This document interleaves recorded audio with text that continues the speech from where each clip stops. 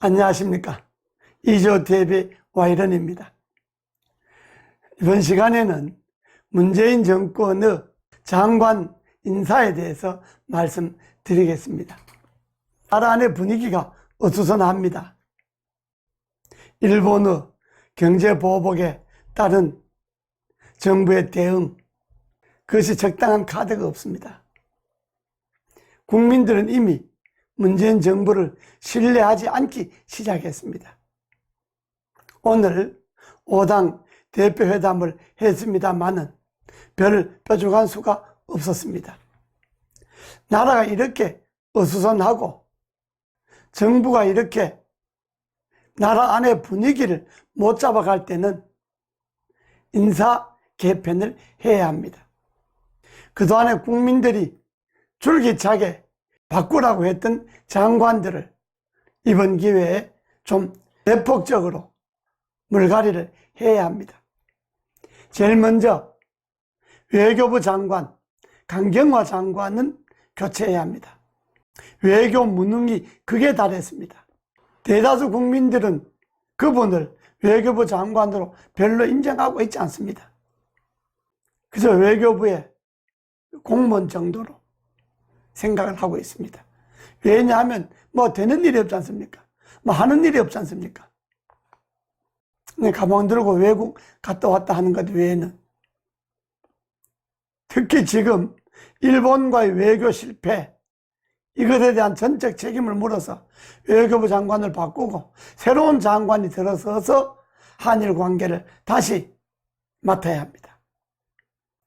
두 번째는 국방부 장관 바꿔야 합니다.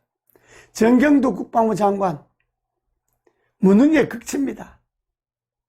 게다가 거짓말도 달인입니다.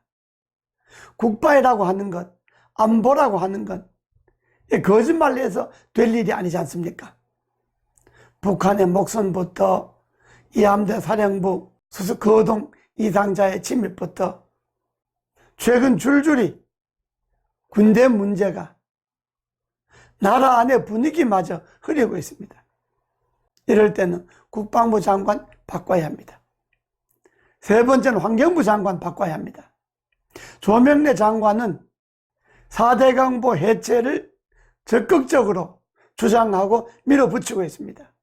그것도 이 없이 4대 강에 물이 많은 걸 보고 저 많은 물을 어디다 다 쓰냐는 둥, 무슨 보가 없을 때도 농사를 지었다는 둥, 이렇게 전혀 현실과 맞지 않는 물관리 장관이 물을 없앤다고 하는 그런 발상을 하는 장관을 그대로 두면 되겠습니까? 오직 대통령의 눈치만 보고 있는 장관입니다. 4대 강의 온전한 보존, 4대 강의 더 나은 개선을 위해서도 환경부 장관은 바꿔야 합니다.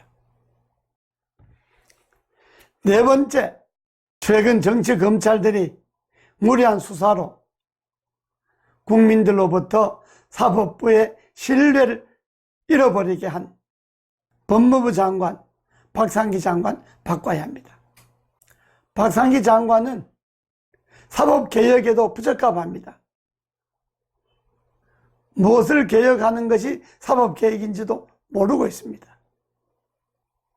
검찰이 정치 권력과 야합을 해서 무리하게 적폐 수사란 이름으로 잡아가는 것에 대해서 법무부 장관이 하등의 제어 역할을 못하고 있습니다. 법무부는 국민의 사법 정의를 실현하는 거고 적어도 법에 의해서 억울한 사람은 없게 해야 되는 것 아닙니까? 그 부적격합니다. 법무부 장관 바꿔야 합니다.